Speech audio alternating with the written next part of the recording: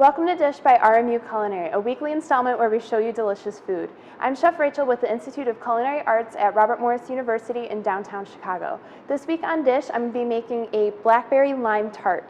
So this will be really great for summer. It has a few steps to it. So what we're going to start with first is getting the pie crust ready. So this pie crust has to get chilled and also has to get pre-baked. So we need to make sure that we have everything ready for this before we continue to make the filling. So what I have in the KitchenAid bowl already is butter and powdered sugar. We are going to cream that together just until it's smooth. So we're making a sweet dough for this. It's going to be very similar to like a sugar cookie in texture, but it's going to have a little bit more yellow to it because of all the egg yolks we're adding in. So this, we're going to follow a very similar pattern with anything else that we cream. We just want to make sure the butter and sugar are smooth together before we start adding any of our other ingredients to it.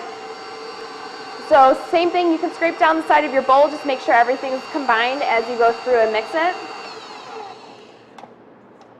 And the best thing with this dough is to kind of keep it on the cooler side because it has so much sugar and fat in it. It tends to soften really fast. So typically in between working, I try and stick it in the refrigerator just to help set it up a little bit more. Otherwise, it does get really hard to work with.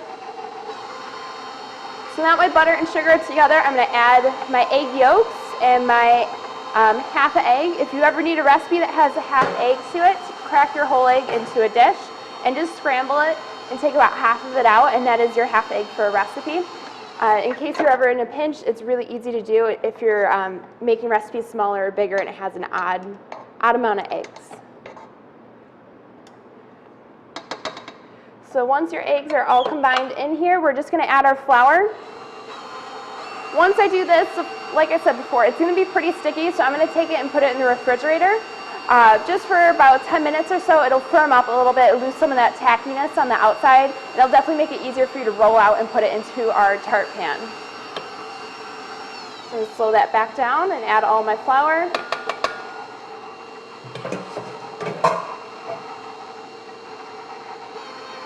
And with anything else, just make sure you combine it until all the flour is gone. You don't need to overmix it for too many more minutes after that. You just want to do it so it's combined and it's one smooth mixture.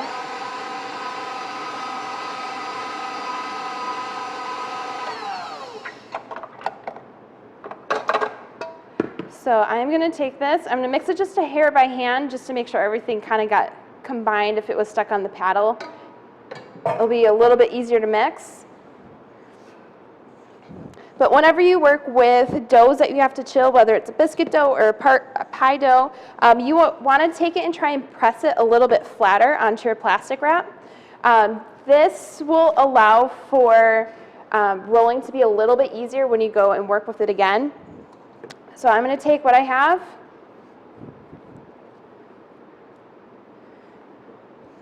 and put it on my plastic wrap, and then I'm just going to take it, fold it over the top, and just use it as a little bit of a press. It'll pull together any of the crumbs that you might have. And again, like I said, it makes it a little bit thinner. We're going to roll it out thinner than what this is. So if you have it in a ball, it's going to take a lot longer for it to chill. And you want to kind of speed up that process a little bit, allowing for you to make it sooner. So I have some pie dough that I already made earlier today. So we're going to take this and start rolling out this dough to get it into our tart pan. So this is a pan you can use. The bottom comes out of it, which is really convenient for when you're done working. But this dough has been in the cooler for about 30 to 45 minutes, so it's pretty well set. I just took it out a couple minutes ago, so it comes up to temperature just a hair. Makes it a little bit easier for working.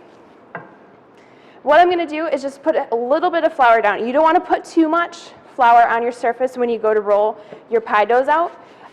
Because after a while it gets really hard to remove the flour from the outside surface, and typically it tends to stick and it won't come off. So you kind of have a powdery outside once it bakes. So if you ever feel it's getting a little tacky or too sticky for you, you can just put a little bit of flour on there. You can always brush off the rest. So I'm just going to take this and roll it so it's large enough to be just a little bit bigger than what my tart pan is.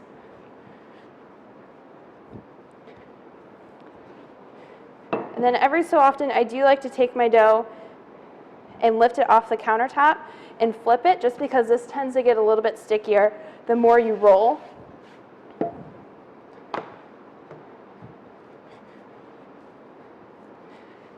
So once you have it where it's wide enough, you can always check by putting your tart pan over the top.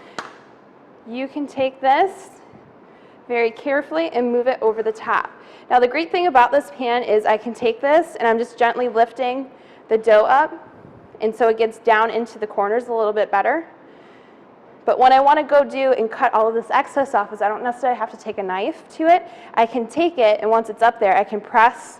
Either you can take a back of a knife, or you can just use your hand, and the edge kind of flutes it by itself and creates its own crust. So the only thing you have to double check is that your dough is staying in the bottom corners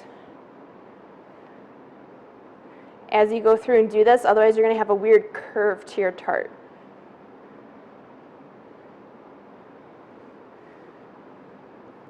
So this part's not too hard of getting it into the pan. You're going to have this really nice edging around it once it bakes through.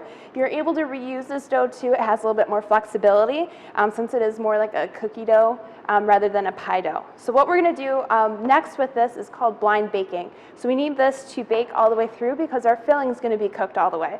So what I have are some beans, just everyday beans that I have, and a couple coffee filters. So I'm going to put the coffee filters down, and then I'm going to use the beans as weights. You can also buy pie weights, but we typically just use the beans that we have on campus. It's a little bit easier. Just make sure you mark them if you're going to reuse them for more tarts or pies, just to make sure you don't cook with them again, because they're going to bake through almost all the way. So once you have this, we're going to take it. I always put it on a sheet pan just because it's easier with that removable bottom. And then it's going to go in the oven. It's going to probably go in the oven for about 10 minutes or so. You'll start to see the edges start to brown. What I then suggest is to take the coffee filters off and put it on for another about 5 minutes or so it's set all the way through. So I'm going to toss this in, and we can get started on our filling. So what I have is a double boiler set up, and on this double boiler we are going to mix our sugar, our lime juice. I have the lime zest in there, and all I have to do is add in my egg yolks.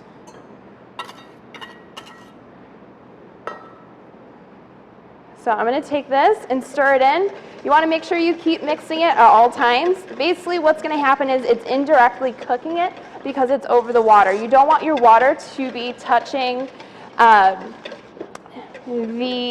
bottom of the bowl. You want to make sure that it has a gap in there and you have a little bit of space. So you're going to stir this until it becomes thick. Usually you want to keep it at a pretty good simmer underneath so that way it has enough heat for it to cook. So basically you want this to start thickening enough that you're going to leave your whisk marks behind as you continuously stir it. If you stop stirring, your eggs are going to start to curdle a little bit. You're going to have a different texture than what you really want for your lime curd. So this is typically pretty easy because of the size of it. It'll go relatively quickly as long as your heat's pretty steady.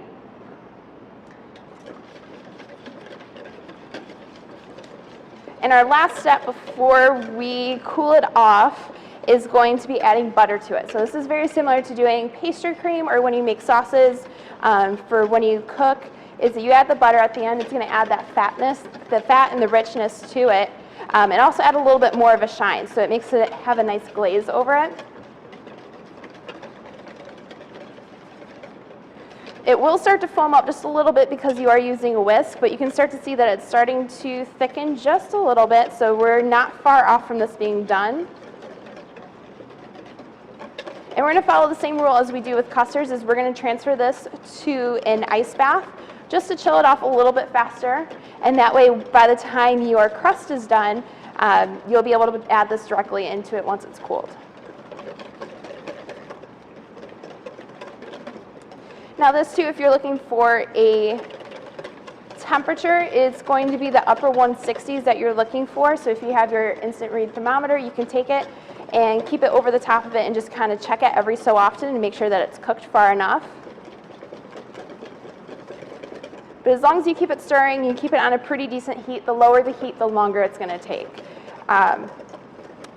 If you do really big batches of it, say you're going to do like a key lime pie, stuff like that, or like if you do lemon curd in larger batches or for a larger pan, it will take a little bit more time for it. You just want to make sure that you have that adjusted as you're preparing for everything.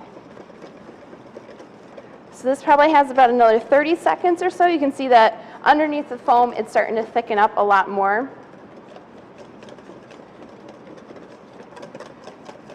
But as soon as it hits the point where I want it to be nice and thick, I'm going to take it off the heat right away, add my butter, and put it over the ice bath so it chills.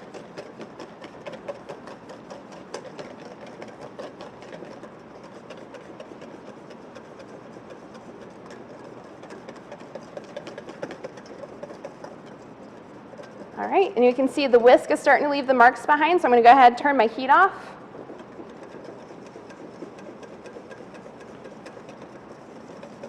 And then I'm going to add my butter. My butter's been sitting out at room temperature, so that's been able to soften a little bit. If you do use cold butter, it will help to drop the temperature of your custard a little bit faster. So if you take that, add in your butter, just make sure you stir it all the way so it dissolves.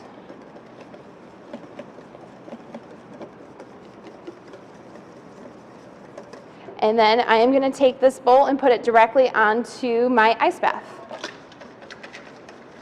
So as it sits on the ice bath, it will chill a little bit more. It'll drop the temperature. It'll thicken it more than what it is right now too. So if it looks like it's a little bit on the thinner side when you take it off and you still have the whisk marks, it's okay. Give it a few minutes on the ice bath. It'll continue to drop in temperature and thicken as you go.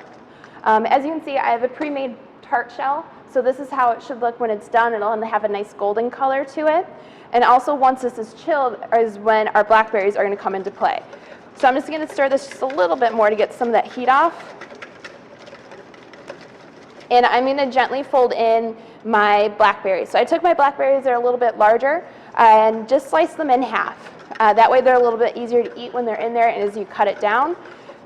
I'm just going to gently fold those into here, and that way they're evenly dispersed within the curd. From that point, you can take it and put it directly into the tart pan. I do suggest you take it and chill it for a few more minutes, just to make sure everything's set up the rest of the way. I'm going to go ahead, add my blackberries, and if you want to use something else besides blackberries, you're more than welcome to. It's kind of up to you what you'd like to add. Any kind of berries that are in season you can add to this. It'll pair pretty well with lime.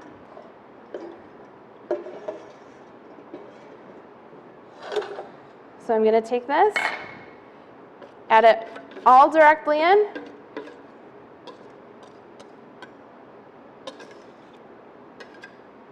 And then I'm going to let this sit in the fridge for probably about 20 minutes or so, just for it to let setting up all the way. And then once it's set, we're able to dish it up. All right, so now our tart is set up. I already removed it from the outer ring. So all we have to do is finish cutting our slice out, which should come out fairly easy from the bottom. So we're going to plate it up. I had some whipped cream already made. Just going to garnish it with a dollop of whipped cream, balance out some of that tartness. And then a couple of blackberries.